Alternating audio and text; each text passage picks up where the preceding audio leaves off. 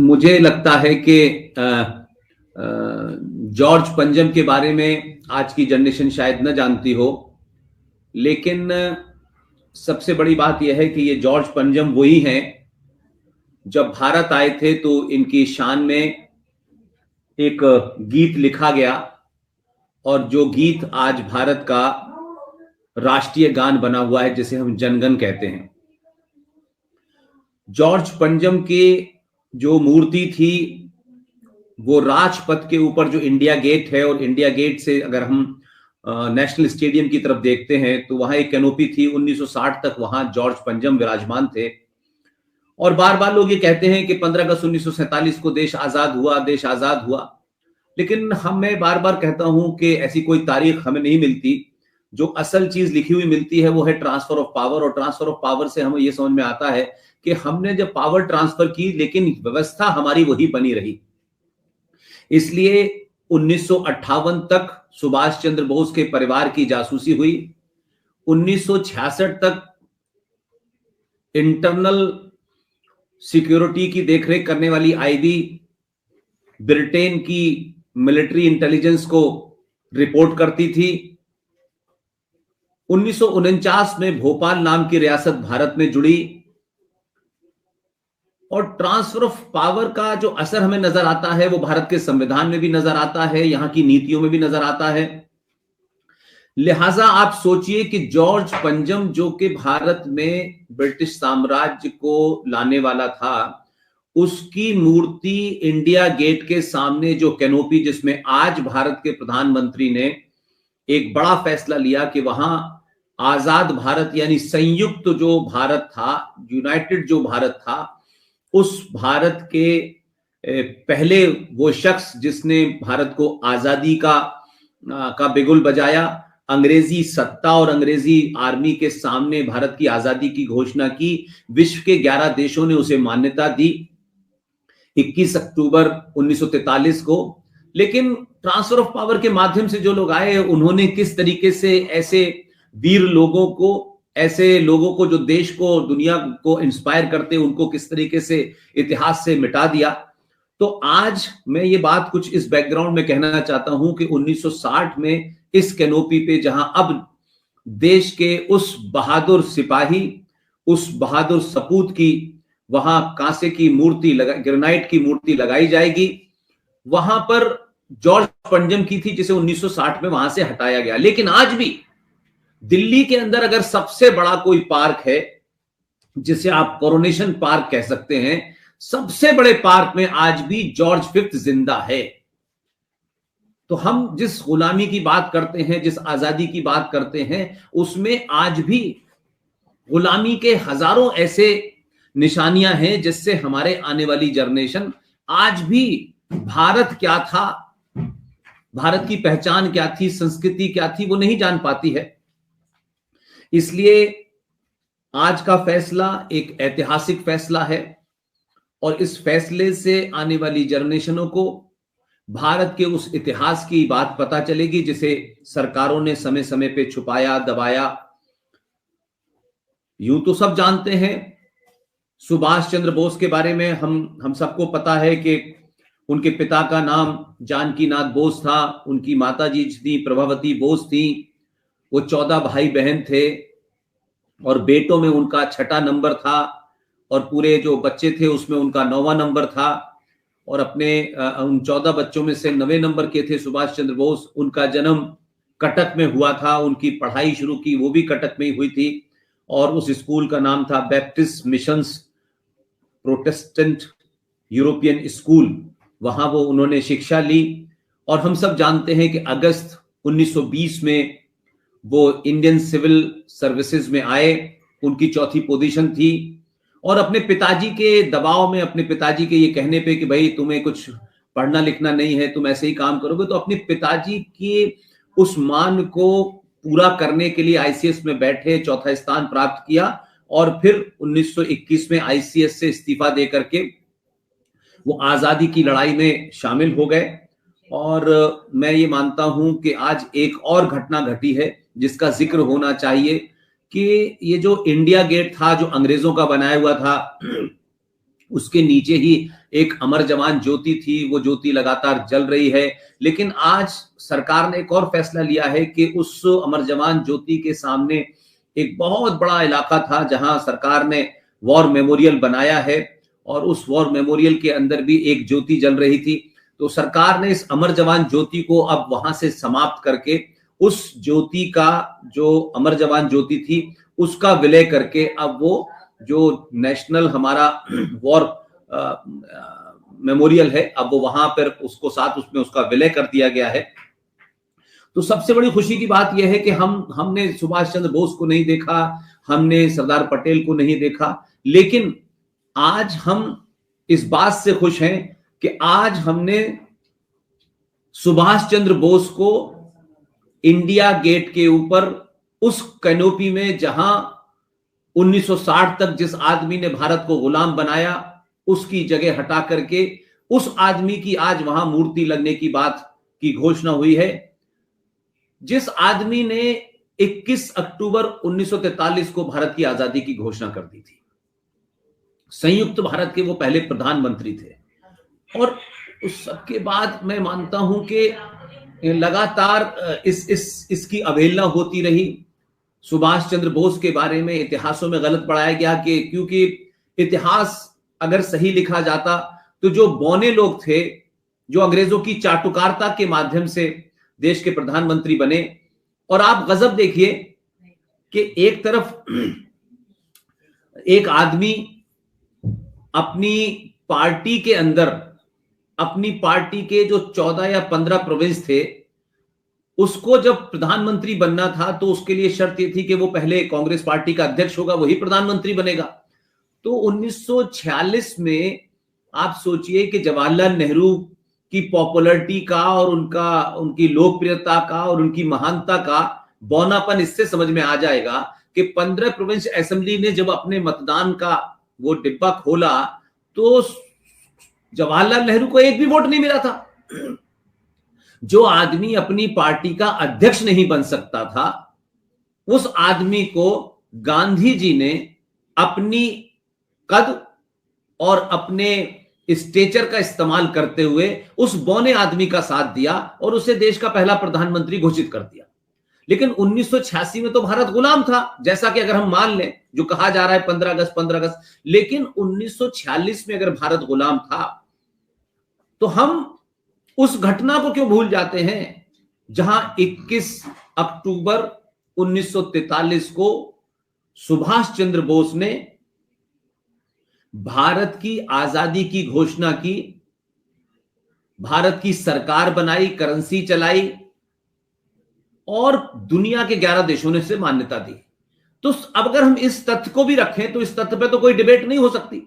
लेकिन फिर भी आज हमको ये बार बार बताया जाता है कि देखिए साहब, वो सुभाष चंद्र बोस तो ये थे और वो ये नहीं थे और वो हिटलर से मिलने गए। हमारा मानना यह है कि अपने परिवार को, अपने घर को, अपने राष्ट्र को अगर आपको बचाने के लिए बाहर जाकर के भी कुछ मदद लेनी पड़े, बाहर जाकर के भी कुछ गुर सीखने पड़े, तो उसमें बुराई नहीं है। क्योंकि हम लगातार ये देख रहे हैं कि वो चापलूसों का आज तक सिलसिला खत्म नहीं हुआ।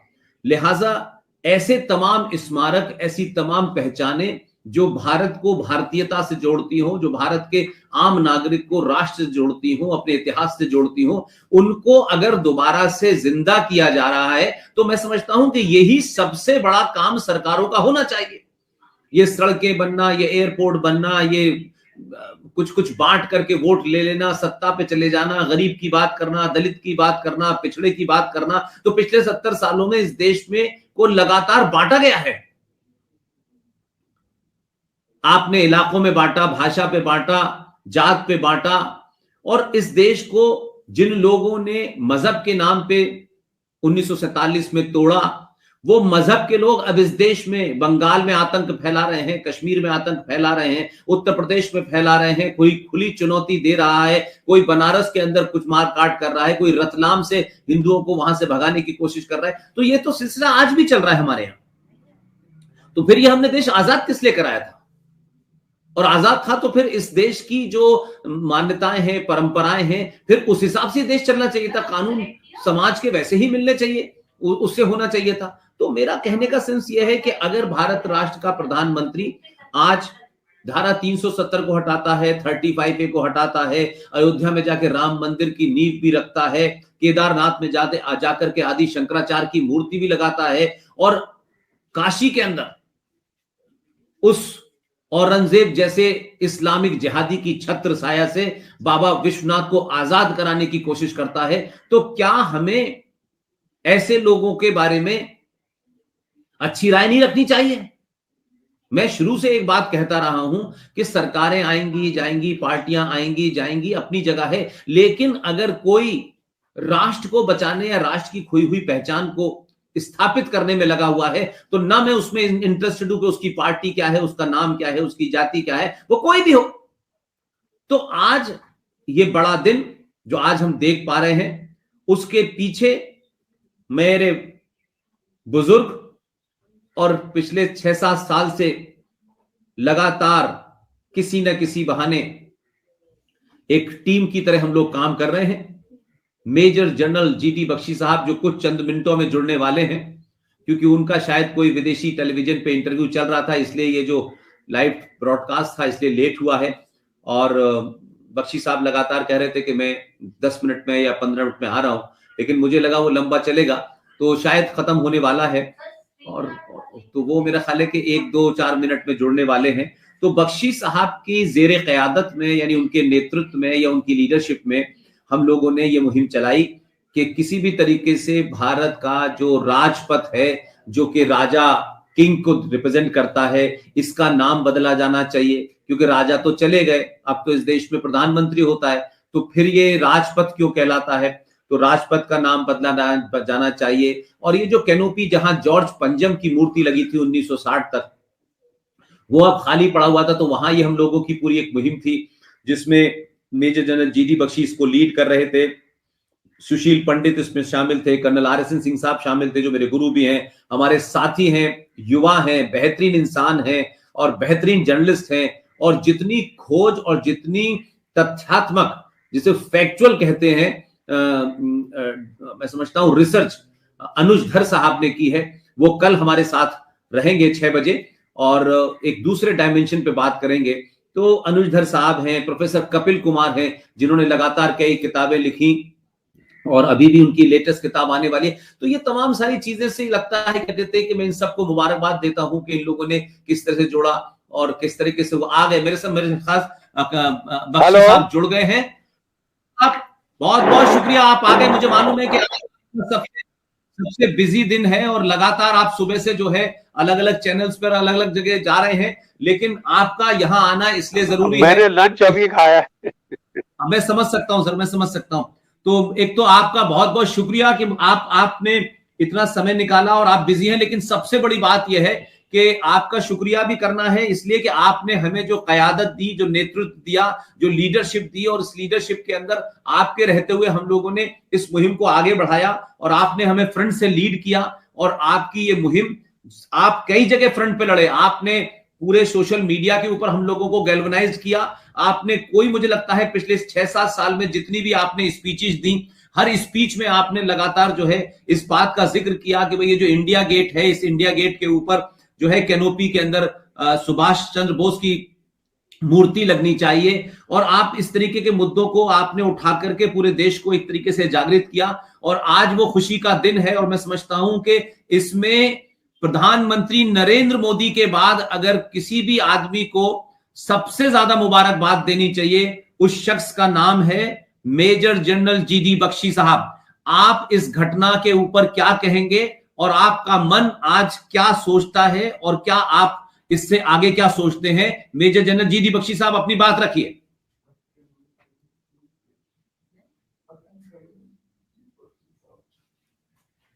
बख्शी साहब, आपकी आवाज नहीं आ रही। बख्शी साहब की शायद आवाज नहीं आ रही। बख्शी साहब, आपकी आवाज नहीं आ रही। बख्शी साहब, आपकी आवाज नहीं आ रही। मेरा ख्याल है कि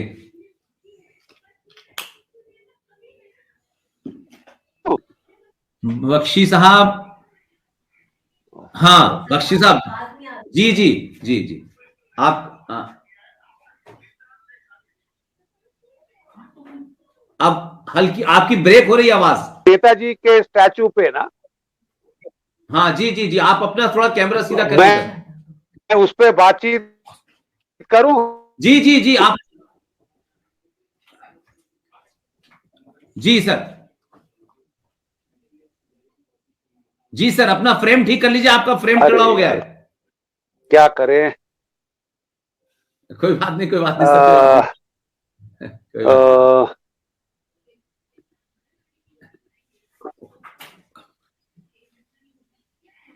जी जी हाँ, जी, बोलिए सर, बोलिए, सिर्फ आपका फ्रेम टेढ़ा हो एक गया, लेकिन मिनट बोलिए, मैं दुनिया बोल रहा आपको हूँ। जानती है, कोई फर्क नहीं पड़ता। क्या है?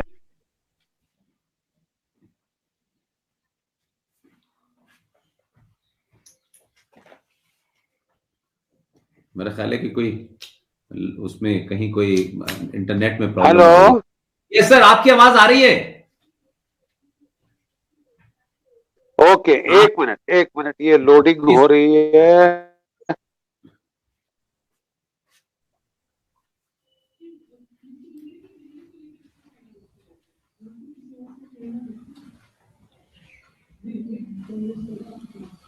थोड़ा सा वो, क्योंकि इस बख्शी साहब सुबह से लगातार बैठे हुए हैं तो थोड़ा थक भी गए निक्की होंगे। बेटे। अभी अभी थोड़ी देर पहले ही बख्शी साहब ने लंच किया है, तो आप समझ सकते हैं कि एक ऐसा मूवमेंट, एक ऐसा आंदोलन जिसको खड़ा करना एक बड़ी बात हो, और ऐसे में जो व्यवस्था में लोग बैठे हों वो बहुत आपके फेवरेबल ना भी हों, और आम जन को इसका बहुत ज्यादा पता ना हो, उसको इस अंजाम तक पहुंचाना आसान काम नहीं होता।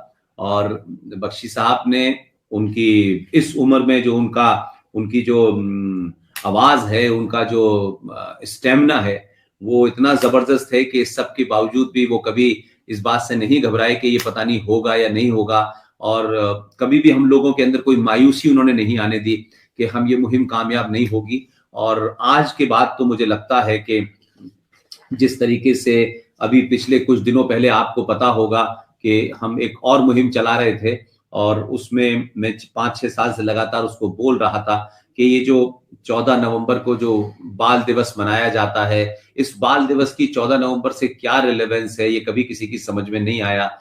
तो इसको कहा गया कि भाई ये जो जो गुरु गोविंद सिंह के पुत्रों को जिन इस्लामिक आतताइयों ने मारा था, उनकी उनको जिंदा दीवार में चिनवा दिया गया था, और उन्होंने इस्लाम मजहब कबूल करने से मने कर दिया था। ऐसे बहादुर बच्चों के जो शहादत हुई, उनकी जो उनको उनका कत्ल हुआ एक तरीके से, वो 26 दिसंबर को सरकार जो है बाल दिवस घोषित करे। और ये आवाज कहां से कहां पहुंची हम नहीं जानते, लेकिन इस बात की भी खुशी है कि सरकार ने आने वाली जो हमारी नस्लें हैं, जो जनरेशन है, उसको उसको कम से कम ये मैसेज दिया कि भाई भारत का अगर बाल दिवस बनना है तो 26। जी बख्शी साहब, आप आ गए, आप बोलिए सर, आप आज हाँ, के दिन में क्या कहेंगे।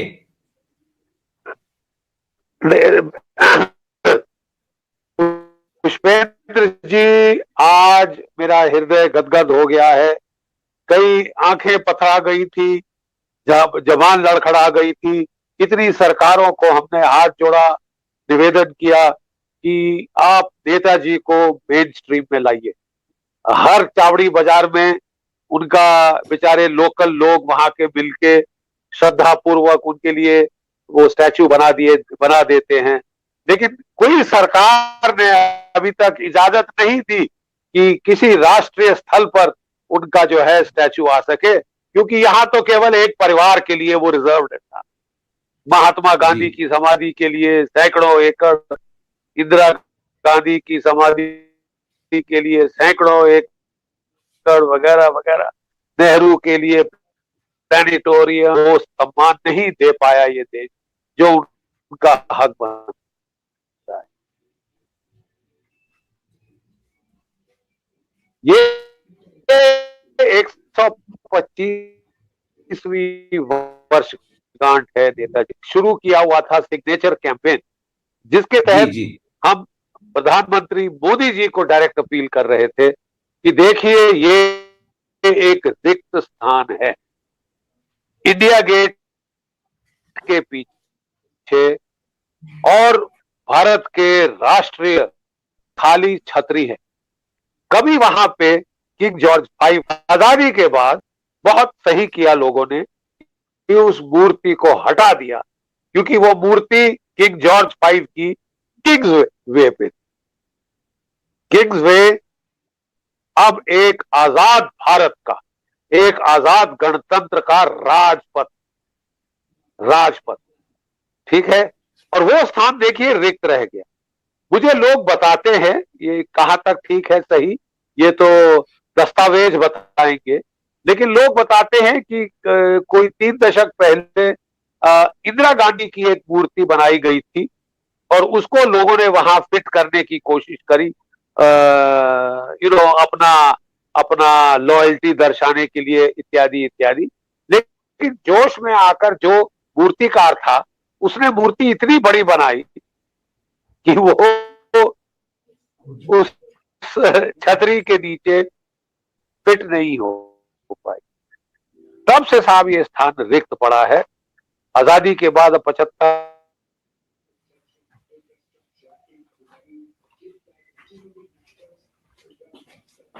आवाज नहीं आ रही।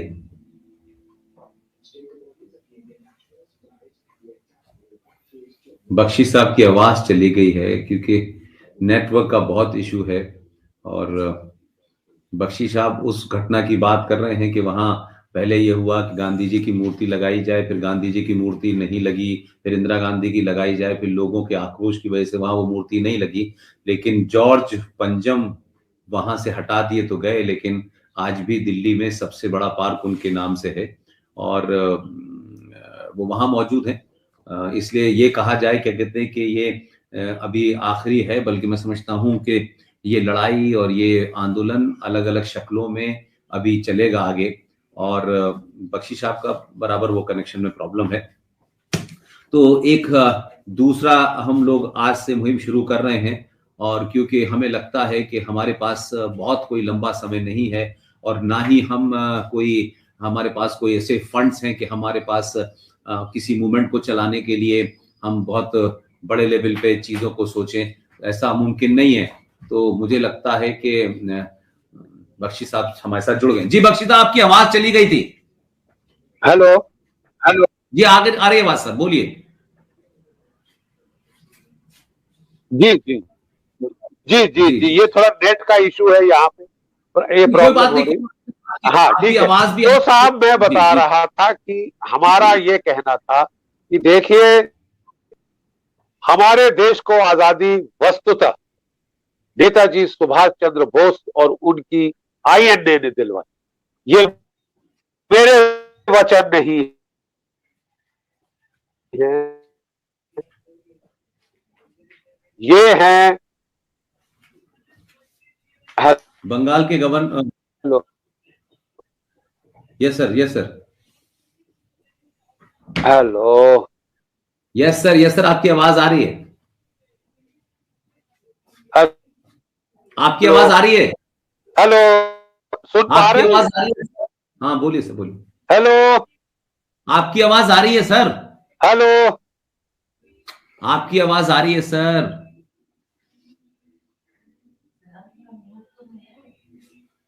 आपकी आवाज आ रही है सर। वहां पे कोई आपके एंड पे प्रॉब्लम है सर।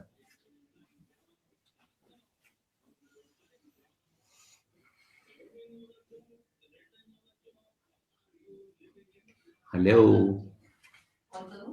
तो बख्शी साहब की आवाज फिर चली गई है, लेकिन बख्शी साहब भी मानते हैं कि ये लड़ाई बहुत आसान नहीं थी। लेकिन हम लोगों ने जैसे ये खबर आई तो ये हुआ कि अब हम इसका इंतजार नहीं करेंगे कि इसका ऑफिशियल वहां अनावरण किस दिन होगा।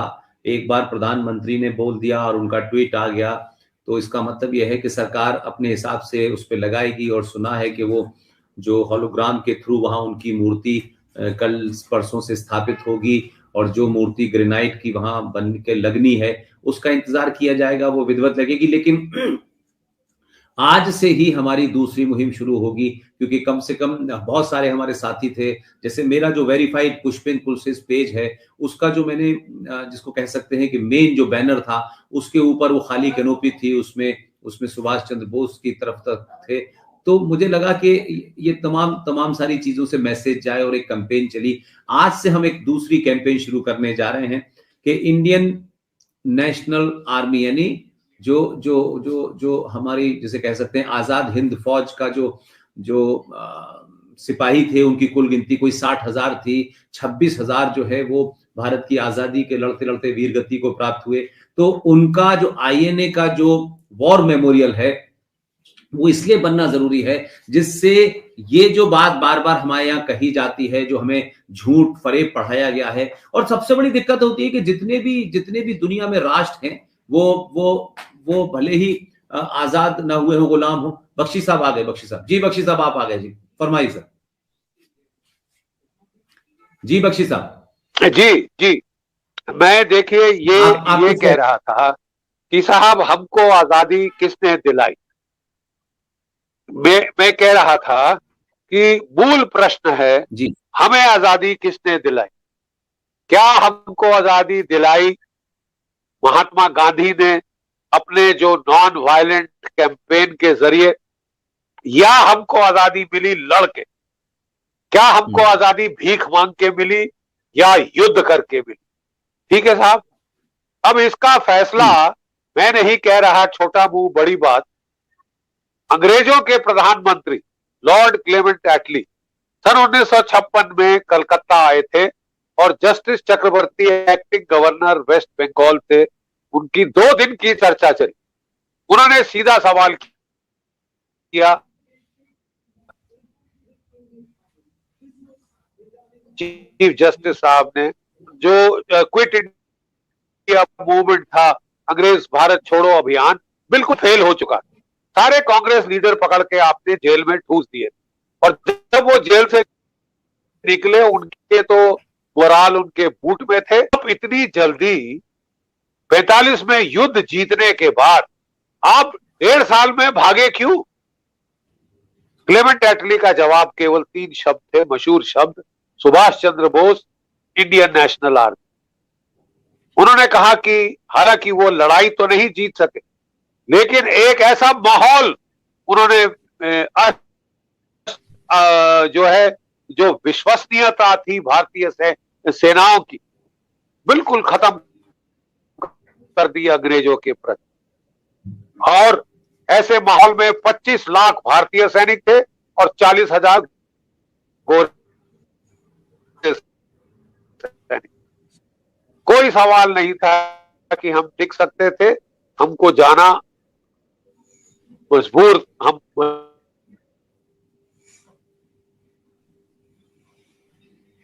तो आपकी उनका आवाज। जब ये बयान सुना, तो जस्टिस चक्रवर्ती ने दूसरा सवाल इस पे पूछा।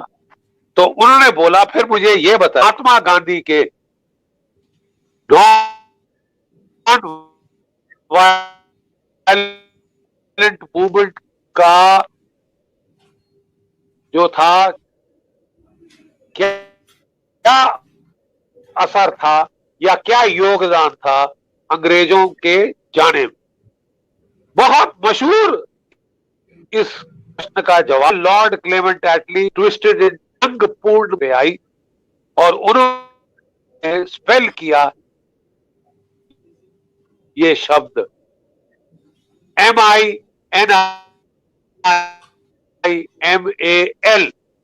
मिनिमल। फेसबुक पे, ट्विटर पे सारे कार्टून चल रहे हैं आज के। लेकिन मैं कहना कि अगर हम अध्ययन करें 1977 में जो दस्तावेज थे अंग्रेजों के, ट्रांसफर ऑफ पावर आर्काइव्स, वो उन्होंने दस्तावेज, कोई भी स्कॉलर जाके उनको पढ़ सकता है।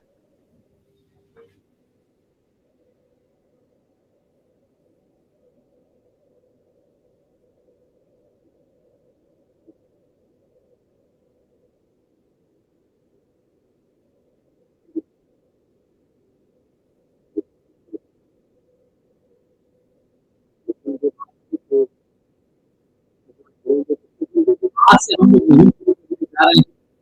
मुहिम की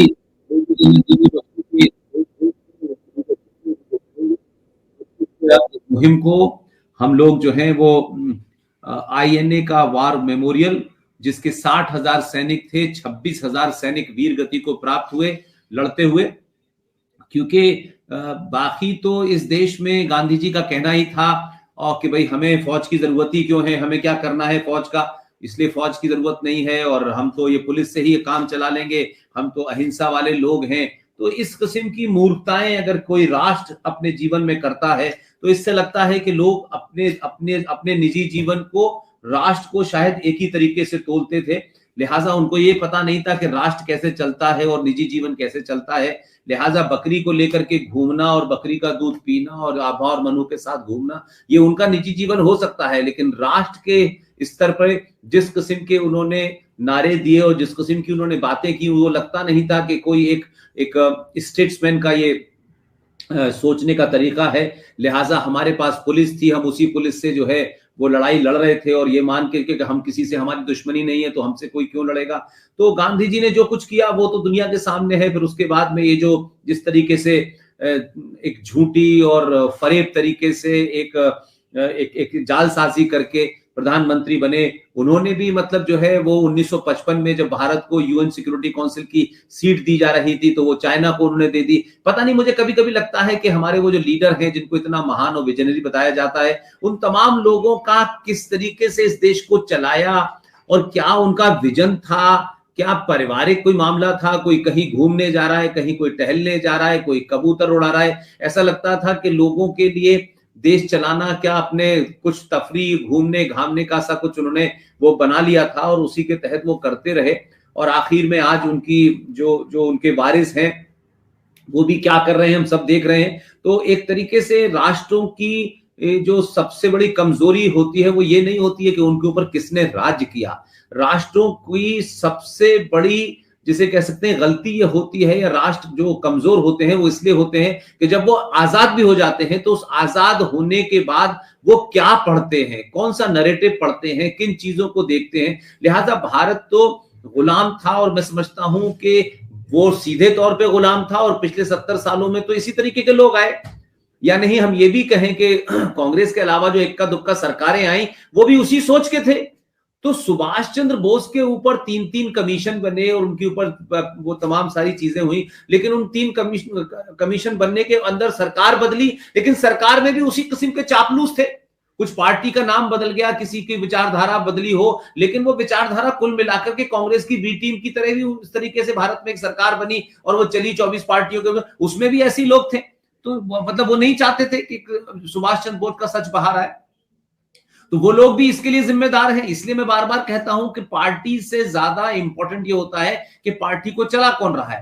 यानी भारतीय जनता पार्टी आज जो है ये 1914 से पहले नहीं थी ना, ये तो 1914 से पहले कांग्रेस पार्टी की बी टीम थी।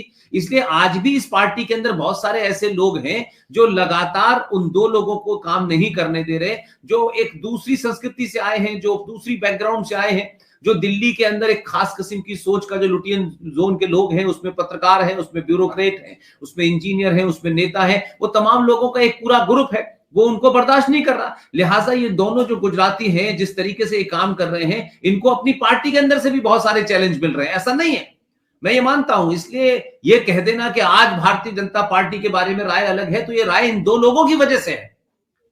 उत्तर प्रदेश में राय एक आदमी की वजह से बदली है, लेकिन आज भी उत्तर प्रदेश के अंदर वही लोग जिन्होंने कल्याण सिंह को नुकसान पहुंचाया, कल्याण सिंह को काम नहीं करने दिया, कल्याण सिंह की सरकार गिराने में लोग लगे रहे, वो आज भी हैं।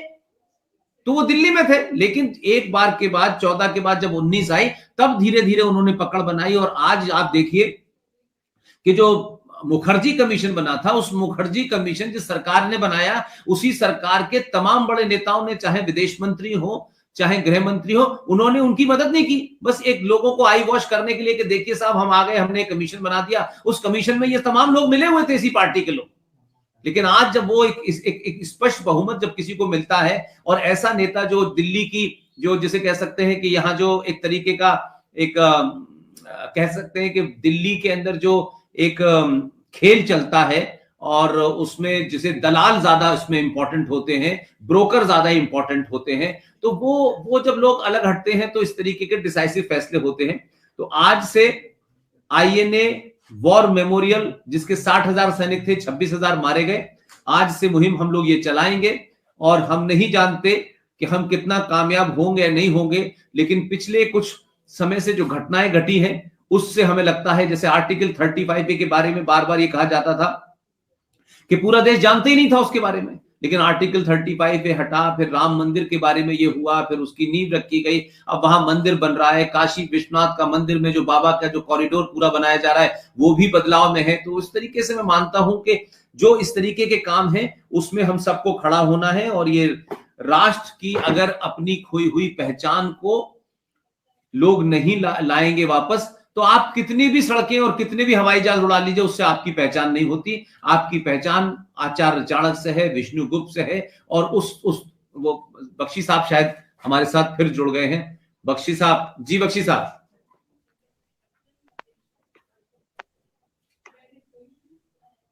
बख्शी साहब, बख्शी साहब, आज आज बड़ी प्रॉब्लम हो गई कि बख्शी साहब के साथ नेट तो मिल गया है लेकिन दिक्कत हो रही है।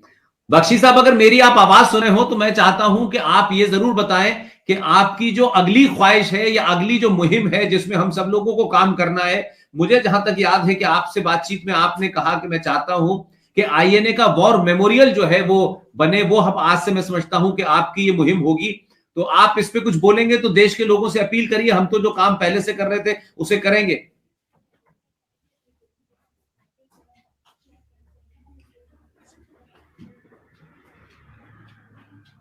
बख्शी साहब, नहीं, आज बख्शी साहब के से साथ मुझे लगता है कि ये लाइव थोड़ा सा बहुत डिस्टर्ब रहा, लेकिन बख्शी साहब का आना और उनका जैसा भी उन्होंने बोला उतना भी बड़ा इंपॉर्टेंट है, क्योंकि बख्शी साहब इस पूरी मुहिम के इंपॉर्टेंट फैक्टर हैं। जी बख्शी साहब। हाँ, माफ कीजिए, माफ कीजिए।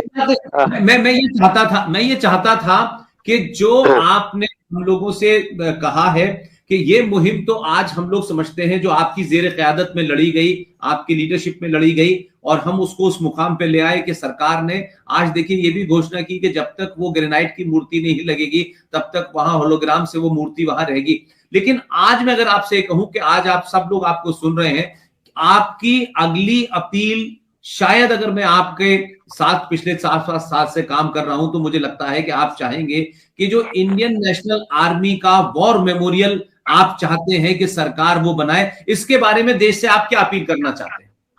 देखिए, अगर आज नेताजी जिंदा होते तो उनका सबसे प्रथम प्रायोरिटी होती, हम तो उनके भक्त हैं इसलिए हमारी अपने इष्ट के एक वो मूर्ति है, लेकिन अगर वो आज जिंदा होते तो उनकी प्राथमिकता होती आईएनए के 26,000 शहीदों के लिए एक वॉर मेमोरियल।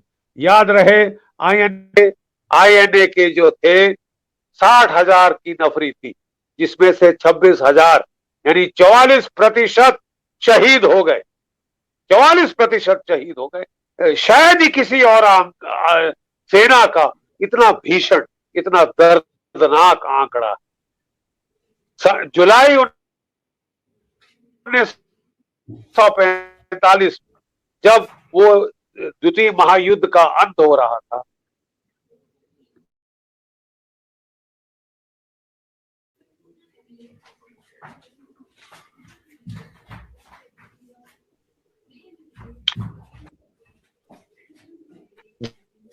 जब आवाज चली गई सर आपकी। जी, युद्ध का आवाज नहीं आ रही सर आपकी।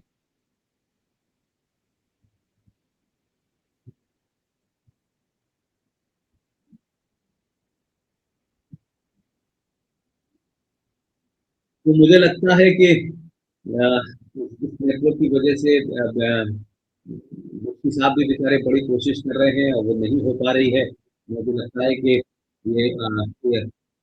जो उनके मन की बात थी वो तो यही है कि इस मुहिम को आगे बढ़ाया जाए और आईएनए का वॉर मेमोरियल दिल्ली में स्थापित हो, ये उनको श्रद्धांजलि होगी।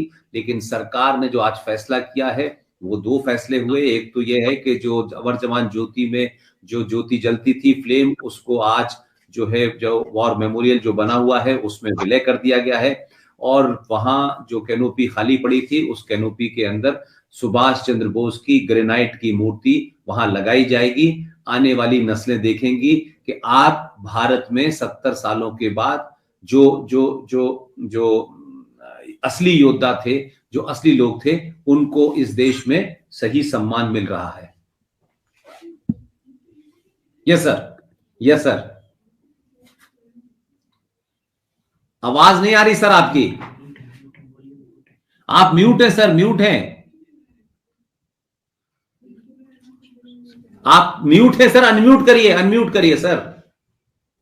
हाँ, अगस्त में जी, हेलो जी हेलो, सुन रहा हूं सर।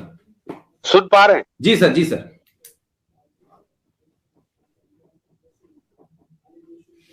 जी सर। तो अगस्त में ये आज थोड़ा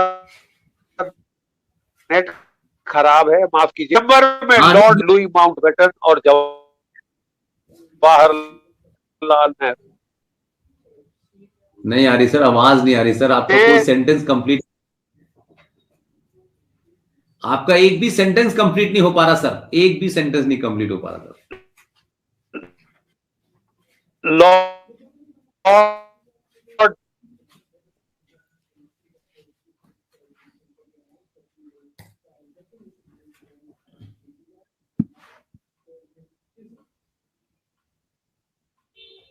रिमूव कर दो, हटा दो,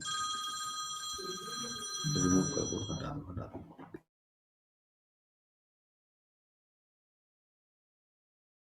इतना ही कहना है कि बख्शी साहब से आज बात नहीं हो पा रही, आई एम सो सॉरी।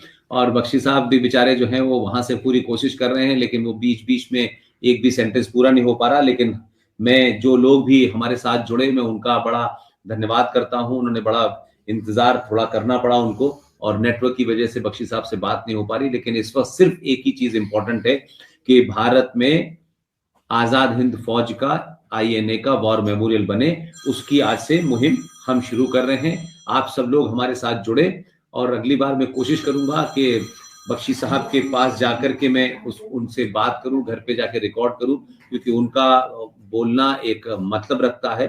और ये हमारी अगली मुहिम शुरू होगी। आप सब आए। कल हमारे साथ शाम 6 बजे अनुजधर जी जुड़ेंगे, जिन्होंने नेताजी का वो एस्पेक्ट जिसे हम गुमनामी बाबा के नाम से जानते हैं, बहुत वेल रिसर्च उन्होंने किताब लिखी है। ये इंग्लिश में किताब है और ये हिंदी में किताब है। और इंग्लिश वाली किताब में जो है, क्योंकि उसमें उनकी जो ओरिजिनल लैंग्वेज है उसमें लिखी है, चंद्रचूड़ घोष और अनुजधर की ये किताब है। और हिंदी में ये किताब है नेताजी, गुमनामी बाबा और सरकारी झूठ। तो ये किताब में कल इस पे हम चर्चा करेंगे, और वो एस्पेक्ट है जिसके बारे में भारत में बहुत कुछ बातें हुई हैं, लेकिन अनुजधर साहब ने अपने तथ्यों से, अपनी रिसर्च से ये साबित कर दिया है कि अयोध्या में एक बाबा जो थे वो गुमनामी बाबा कोई और नहीं, सुभाष चंद्र बोस थे। तो मुझे लगता है कि कल हम लोग 6 बजे मिलेंगे, और मैं अनुजधर जी से बात करूंगा कि वो अपना कम से कम जो सिस्टम है, क्योंकि उनका सिस्टम नहीं खराब होगा, क्योंकि यहाँ नेटवर्क का है थोड़ा सा, गुड़गांव की वजह से है। और कल हम लोग 6 बजे अनुजधर जी से इस विषय के एक तीसरे स्टेज पे बात करेंगे, जिसके ऊपर बात इस देश में नहीं हुई है। कई कमीशन भी बने, लेकिन गुमनामी बाबा को लेकर के जो तथ्य उनके पास हैं वो रखेंगे। और बेहतरीन इंसान हैं और यंग हैं और बहुत काम उन्होंने किया है, और यंग बच्चों को बड़ा मोटिवेट करते हैं। अनुजधर साहब की ये किताब होगी और उनसे लंबी चर्चा करेंगे। मेरी आप सबसे विनती है कि कल आप लोग 6 बजे फिर एक बार हम लोग साथ में रहेंगे, बात करेंगे और आपको नए तथ्यों से अवगत कराएंगे। बहुत बहुत धन्यवाद। Thank you very much.